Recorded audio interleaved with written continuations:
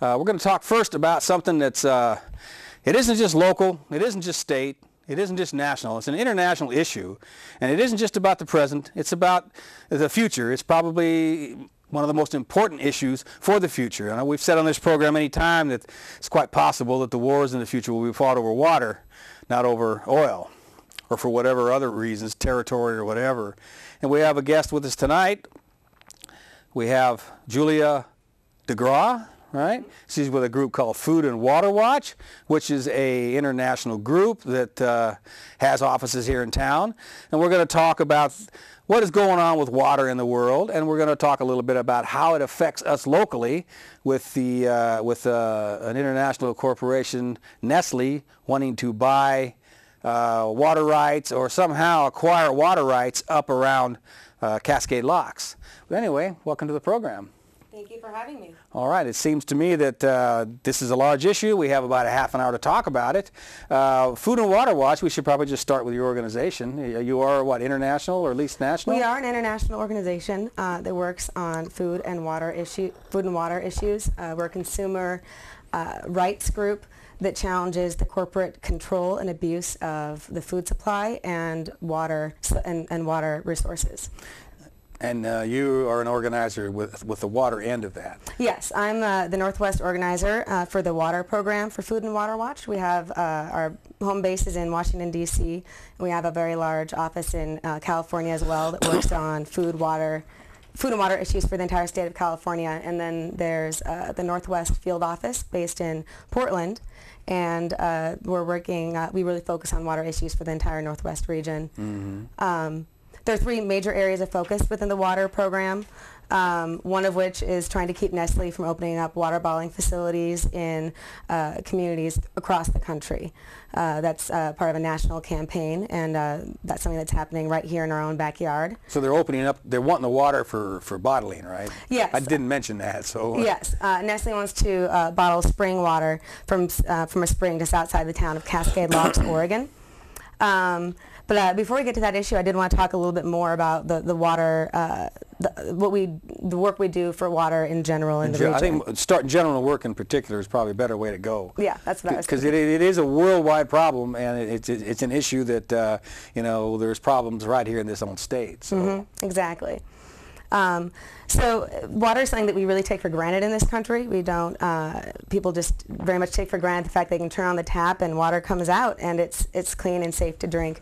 And internationally, people die every year because of a lack of access to clean, safe drinking water. So it's definitely an international and national issue. There are a lot of situations within our nation where people don't have access to clean, safe drinking water, and we want to make sure that that our public water resources are adequately funded to do their job, which is to supply clean drinking water and sewer system and sewer treatment to like all American people.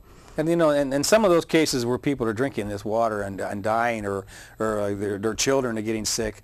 They know it's not good, but they don't have any other choice. And a lot of this is because of corporate or government regulations and forcing them to live that way. Yeah, multinationals will come into African countries, or like Veolia is a very good example of this. And Veolia is the name of a international multinational corporation that that controls water in, I believe, in South Africa and in certain African countries, where they force people to, well, in India, this happens in India as well, where people are expected to have prepaid cards to get access to like a water spigot that will supply them with clean drinking water. And for people who live on, you know, a few dollars a month, there's no such thing as a prepaid card, and they don't really have a choice. It's either no water or the river water, and that's what people are faced with every day.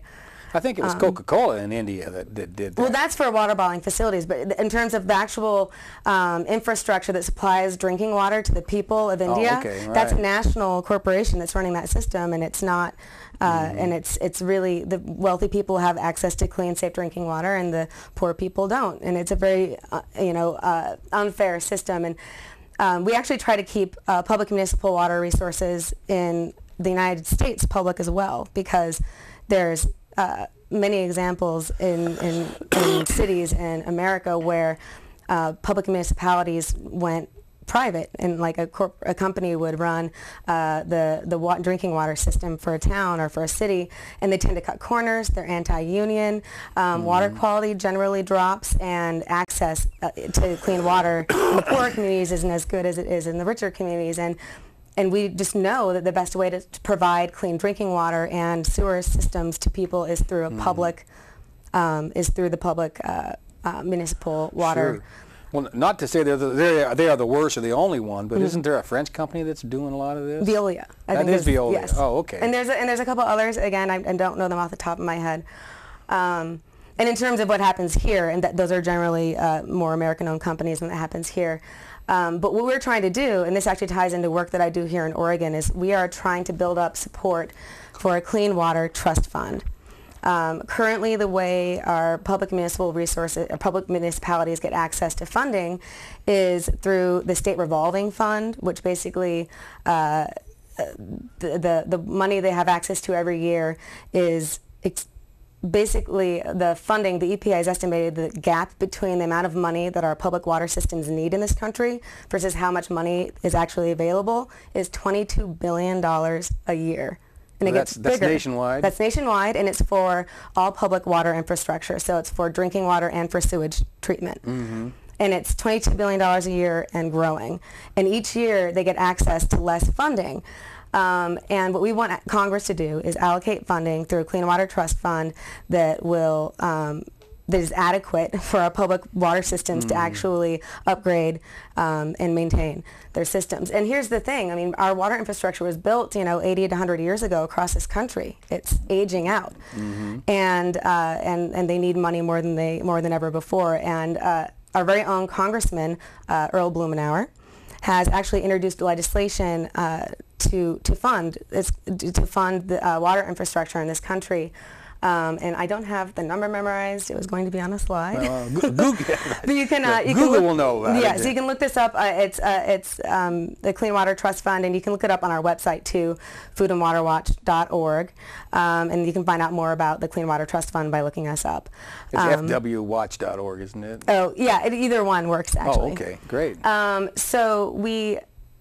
He has legislation that he's introduced that would allocate this funding so that our public municipal so we can keep our water resources public and they can continue to provide us clean, safe drinking water. And we definitely support the Clean Water Trust Fund, but we are trying to get congressional members to sign on in support of it and even to improve it, because the current version of it includes language that would promote public-private partnerships, which was what we were talking about earlier, where like a public municipality would allow a private company to run their drinking water system, which time and again has not worked in this country. I was just going to ask you how well that's worked, because I have read about cities that have done that. Indianapolis had bad luck with it. I think that was the one, right. And the thing about that as well, I mean, it's just common sense. A corporation's bottom line is to make money. A public municipality's job is to provide you and me and every human being in their municipality with clean drinking water and functioning sewer systems. I mean, that's like, it's their goal. And in the union jobs, like, the people are paid well, they have good benefits, and if they make a lot of money, they're going to be spending it in the community. All the profits that a multinational makes from running our water system somewhere else, it goes out of the, it does not stay in the community. Just like with the big box stores, Walmart and Target and all, it's the same thing. Yeah, it just seems to me that it's a no-brainer that it should be public. If anybody doubts that the market will take care of things, and I mean, look at our healthcare debacle. I mean, it's the same thing, and the corporations are running the show. In this case, they're the medical industry, but.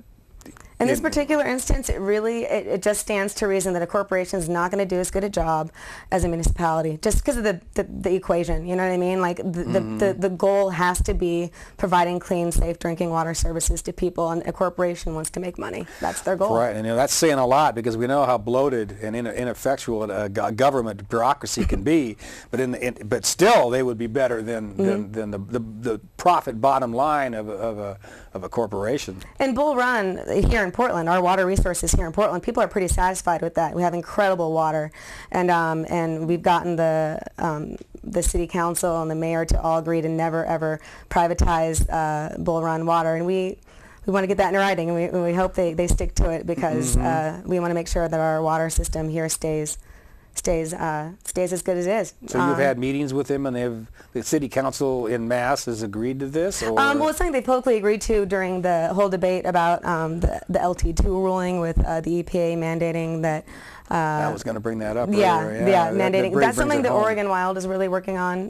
Right. It's something that we signed on to as well. We wanted to make sure that we do continue attempting to get an exemption from the EPA so we don't have to further treat our already pristine water resources here in Portland. Yeah. You know, we've talked a little bit about water. I kind of like to go back just a little bit before we get into Nestle and all the local situation. It's just how bad it is. I've heard that there's a billion people on the planet that don't have access to good, healthy water. Yeah, is it really that bad? It is bad. It's really bad. It is like it is the crisis. It's not even the next crisis. It is already a crisis. And the number of people who lack access to clean, safe drinking water is increasing. It's not going down. And it's something that if we leave it to the private corporations, water is going to become even more scarce. And we need to organize globally to make sure that we fight to keep water protected for public good. I mean, India actually has laws on the books saying that water is a basic human right, that it's I'm trying to think of what the actual term is, but I mean that's how they were able to win a campaign against Coca-Cola, because water is a public good in India, and they were able to win that in the court system as well.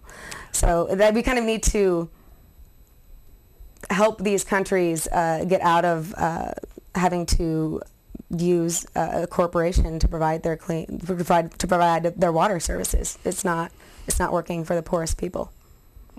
It's not working for the richest people either. It just hasn't shown up yet, because there's a lot of parts in this country where not only are they in droughts and, you know, the rivers are drying up, they're pumping all the river water out of the Colorado to put these fantastic high-end places, you know, in Phoenix and in Las Vegas, and they're using all that water for electricity and for drinking water there. At the same time, they're pumping the aquifers dry in places, and you're talking about water that took 1 million years to get there. That's actually a whole other issue that we're working on as an organization, which is groundwater. We have no idea in this country how much groundwater we have, how it's replenished, or exactly how it's being used, how much is being taken out. I mean, the whole system is unmapped and unmonitored. And something else that we were pushing for in the future is to do what we did with wilderness for groundwater. You know, we were like, well, if we want to protect wilderness, we have to define it, we have to find out what's left of it, and they hired thousands of people to go out and find it and define it, and we need to do the same thing with groundwater, because how can you know how much you've lost if you don't even know how much you have? So we're trying to get Congress to do the same thing with groundwater, and like actually pass a mandate to go out and actually map and quantify and account for all the groundwater in this country, so we know how much there is, how it's being replenished, and what a sustainable rate of use actually is, because we currently don't know. It is apparent in the Southwest and other regions we're obviously taking too much, but it's not, we just don't know. Well, I know that working with indigenous issues, that I know that Peabody Coal has pumped a lot of the, I think it's the Oglala aquifer, in order just to sluice coal long distances. And you know, this is just one that I know about, and there's probably other ways. You know, we need. Some people think we need coal. Some people think we need the products that are using up so much of our water. But it is a finite resource. Is a scarce resource. It's becoming increasingly scarce, especially with climate change. So, that's why Food and Water Watch works on water issues and food issues and food issues, but like they're both. It doesn't get much more important than food and water. That's true. In terms of human existence.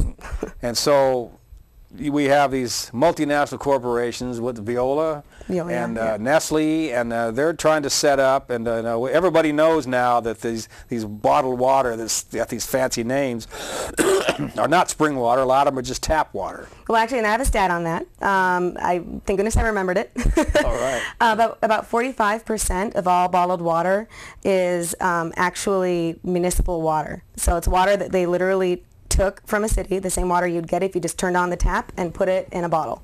And they're marking it up 1,400, 1,700% and putting it in a little plastic bottle that's leaching who knows what chemicals into the water, and you're buying it. And it's and furthermore, bottled water is less regulated than tap water. They have to test for bacteria in tap water 300 times a month if they're supplying a population of over X number of million. 10 times a day. Yeah, it's a lot. Yeah. It's a lot of water testing. Every 2 hours. Bottled water, the water industry is expected to test for bacteria 3 times a month.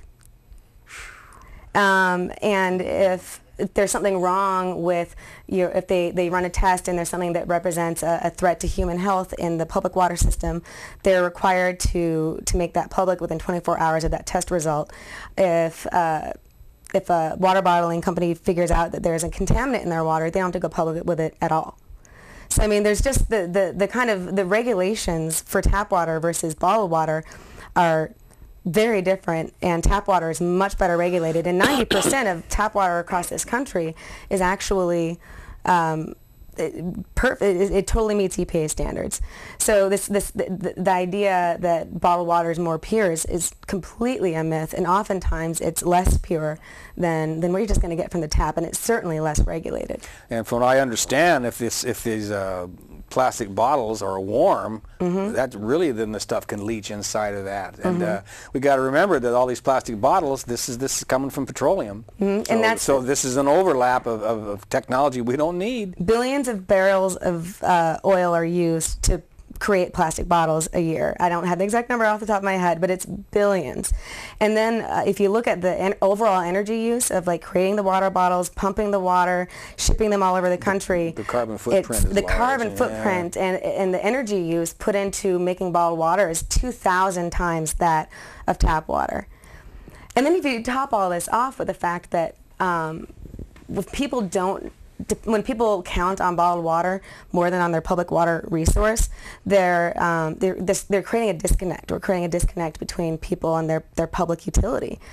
And we really need to kind of break that cycle and make it so that people value their public utility again, and also so that people realize that like what they're getting from the tap is healthier and safer and better for the environment and better for their pocketbook than what they're going to get from this little plastic bottle.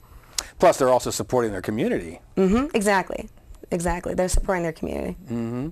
Well, see, we're down to about 10 minutes, so we might launch Nestle. off into Nestle. Nestle is just one company, but their track record goes back a long ways, as you were telling me, to infant formula in Africa. And in Central America, they were marketing infant formula to these women in developing countries over their own breast milk. Yes, they were taken to task for that. Nestle wants to come into Oregon, into the Northwest in general, to open up a water bottling facility. They've been kicked out of 3 other communities in the Northwest so far, but they got a foothold in Cascade Locks, and they want to bottle spring water because of this idea of it's a pure water source, and they can charge a little bit more money for spring water than they do for regular municipal water when they bottle that. So they want to open up a 2-line facility which would bottle water from the spring and would also bottle water from the wells in town. And the well water would be for their Nestle Pure Life brand, and the spring water would go into the Arrowhead bottles, which they can charge like a little bit more money for because it's like spring water. But they're coming from the same place. Well, they're coming from different places. No, it would be a 2-line facility. One would be for the well water, which is the municipal water source. But isn't that well water coming from the mountains? No. It's coming from the aquifer. And again, with the groundwater issue, we're not quite sure how the aquifer is replenished with water. Oh, I see. Okay. But what makes this whole thing economically viable for them is if they can bottle the spring water. So here's how we're going to, that's where our campaign comes in. The spring water is currently being used by Oregon Department of Fish and Wildlife for a fish hatchery. And the Oregon Department of Fish and Wildlife has the water rights to this spring water. It's called Oxbow Springs. So whose land is it on? Well, the most important thing is it's all about the water rights. The rights, no matter whose land it's on. Yeah, the water rights are Oregon Department of Fish and Wildlife, and that's a state-level agency. And the only way Nestle can get their hands on that spring water that they want to sell and bottle is if ODFW, Oregon Department of Fish and Wildlife, transfers their water right to the city of Cascade Locks, who will then sell it to Nestle for the same rate that they sell water to everyone else, like, a fraction of a penny a gallon. and then Nestle will mark it up, 17% or whatever it is, and ship it all over the country in little plastic bottles and make millions of dollars on the tiny town of Cascade Locks. So basically what that means is it's a state level campaign. ODFW is our state agency, and we are asking them to please not move forward with this water rights transfer. If they don't transfer their water rights, then Nestle can't bottle this spring water. And if they can't bottle the spring water, then it's not worth their while to build up a huge water bottling facility in town. So we're going around collecting petition signatures on this campaign. Is that only in Cascade Locks? Or? No, because it's a state level issues. Oregon Department of Fish and Wildlife. That spring water it's your water, it's my water, it's everyone in the state has a stake in this because it's a public agency. The state level public agency. And the water, like we were saying earlier, is actually coming from Mount Hood, which is national forest. Yes, and we don't know how Nestle's going to get their hands on it, but usually what they do in a spring situation like this is they build a well, and then they pump the water out before the water hits air, and they can pump the water out at whatever rate they wanted. Well, the only land that would really make sense for that kind of a setup is Forest Service land. So there's a whole other issue there if Nestle decides to go that route and build a well on National Forest Service land.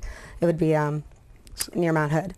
So I just basically from Cascade Locks, I know that the Pacific Crest Trail comes right near there and then climbs up the gorge and then heads near Mount Hood. So that would be up in that area somewhere there. Probably. Yeah, well, I mean, Nestle has, I mean, it would actually be right near the National Forest comes right up to the backside of Cascade Locks. It would be right pretty close to town, and that's why Nestle wants to do this, because it would be a very short geographical area to ship the water from the spring to their bottling facility location. And they also have the train goes by there, the freeway goes by there. They're not going to use the train. They want to do trucks, and they would be like up to 200 trucks rolling through 200 truck trips per day during the peak season going through Cascade Locks. And this is a town that's bringing the bottled water out?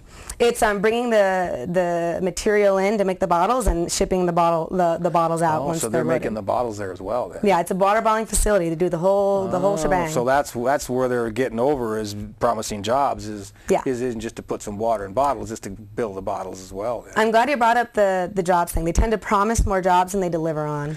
They always do. Yeah. They tend to make all sorts of promises they don't keep to small communities, and that's another, they're not a good neighbor. They claim to be a great neighbor, and they just have demonstrated time and again in places like Michigan and across the country that they're just not a good neighbor in these communities. But I do, how much time do we have? I don't want to. We've got 5 minutes or so. We've got 5 minutes. Oh, good. I want to make sure that we talk about how people can get involved in this campaign as well. That's always the way to end it, because hopefully we pick their interest and excuse me, Food and Water Watch. Yeah, we see our next guest is here, so with the Food and Water Watch they can go to and get more details. But there are ways that they can get involved. There are more ways they can get involved in this campaign and on all of our water work. But this is kind of the big priority in Oregon. You can sign our petition. And I can actually send that to people through an email, and then once they've signed the petition, they can forward it to their friends and family, and that's how we're really building up statewide support on this, is people telling their friends and family and emailing it to everyone they know, and we're getting a lot of support that way. We're also building up a coalition of groups that are signing on asking Oregon Department of Fish and Wildlife to not move forward with the water rights transfer. So if people are involved with a group, a hiking group, a church group, an outdoor group, I mean, you name it, and you think your group might be interested in signing on, you should definitely have them get in touch with me, and they can do that at they can call 503-241-6556, or they can send me an email, and I believe that will be on screen. We've got the graphic there. I haven't noticed if it's been up there or not, but it usually is. I can say that out loud too, but it's just jdegrawat.fwwwatch.org. But I'm sure you'll see the graphic, and those are definitely the best ways to get in touch with me on this campaign and on other water issues that we're working on.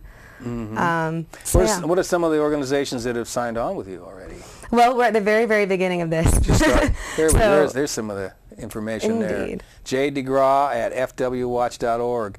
Right, because I'm thinking it isn't just progressive liberal groups that would sign on. No, it's not. We have church groups that have definitely taken an interest, and we've had some local groups. I just don't, we're basically in the process of getting about 5 or 6 sign-ons right now, and groups are getting in touch with me, but I don't want to publicly announce anyone who hasn't officially signed on yet. But sure. It is looking like, right at the very beginning of this, but it's looking like when we're at full capacity here, we're going to have tens of thousands of Oregonians standing behind us when we say, please, don't move forward with this water rights transfer. And I would be glad to come back to your show sometime when we have when we have that support built up and we can be more public with it. When we finish, I was going to invite you back in the near future. Maybe we can do a whole program. We'll get the Scan-Do to talk to your computer, and we can bring up some slides and maybe some photographs and different things of what's going on all over the world. Yeah, definitely.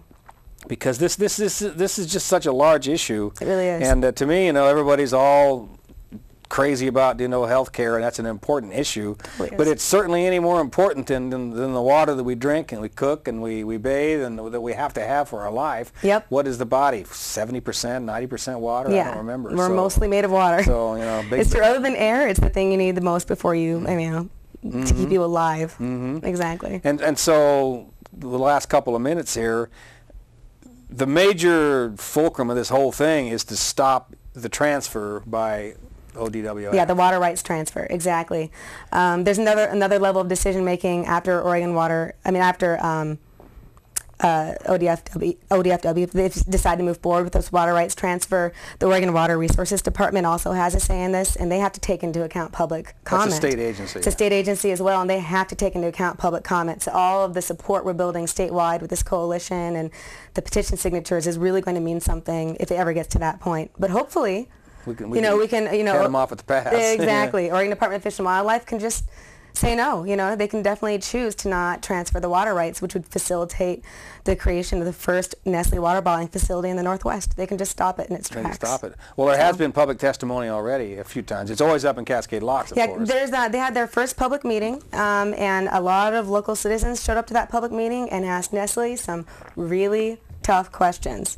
And this is a community that's supposed to be really supportive of Nestle, but there are 50 people there, and of the 30 people or so who spoke, almost every one of them was skeptical and asking about the trucks, and we're just upset about the fact that they've gotten this far without the public knowing. So that's what they always do. Yeah, exactly. They came in under the radar, and the town isn't so happy about that, and the town isn't happy about the mayor either, trying to push it through on some level. There's a lot of people that are upset that it seems like it's being kind of pushed on them. So there's a handful of people in Cascade Locks. There's a good portion of people in Cascade Locks who are at least questioning Nestle and their intentions in town. And well, hopefully they're questioning them about more than the few things that you've just mentioned, because there's so many other reasons for them to be questioning them. Yeah. Well, the jobs look really good, and this is a town that wants the jobs, and it's just a matter of convincing people. It's like, Nestle's going to make millions of dollars on this, and you're going to get a handful of jobs that aren't even guaranteed for Cascade Locks. They're going to hire the most capable people. They might be from Stevenson or Gresham or Hood River. So this is not like a guaranteed thing for Cascade Locks. Yeah, with that freeway there, they can bring them in from a distance. People will travel that far. Exactly. So it's just kind of like, what are you willing to what are you willing to give up just for so little? Nestle's offering so little. And if you want to be a tourist town, what does a massive water bottling facility do for tourism? So these are all the questions that they should be considering. And then on a national and on a state level, there's just the spring water to consider. It's the Oregon Department of Fish and Wildlife has the water rights to that, and the state really has a say and a stake in this. It's Oregon water. And we're trying to encourage Oregonians all over the state to sign the petition and spread the word and get involved. Okay, well, I encourage folks to follow up on doing some of the things that Julia talks about. It's important to protect what you've got, and maybe people need to sell water rights, but they don't need to sell them for things like putting them in plastic bottles, so like I said, I welcome you to the program, and I will really invite you to come back, and then we'll keep folks apprised of this. And go to fwwatch.org and you can find out more about this. There's a lot of information on the site. I've already checked it out.